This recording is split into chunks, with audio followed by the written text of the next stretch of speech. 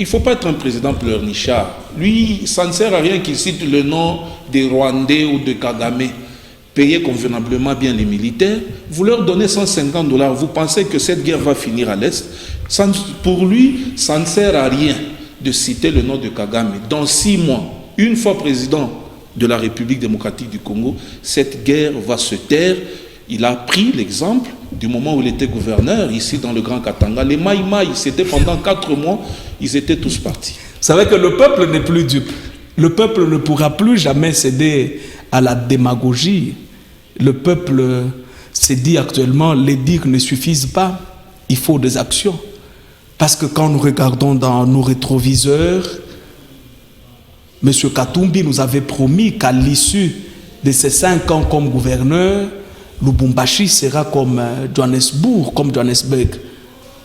Est-ce que nous pouvons comparer la ville de Lubumbashi après Katumbi à la grande ville prestigieuse? Nous sommes dans l'Allemagne d'Afrique. Non, écoutez, nous sommes dans l'Allemagne d'Afrique. J'y arrive. Alors nous vous répondons aussi cette question. Nous sommes dans l'Allemagne d'Afrique. Que ce malsain de tomber dans la peau d'un colporteur de fausses informations. Ce peuple n'est pas agrandi.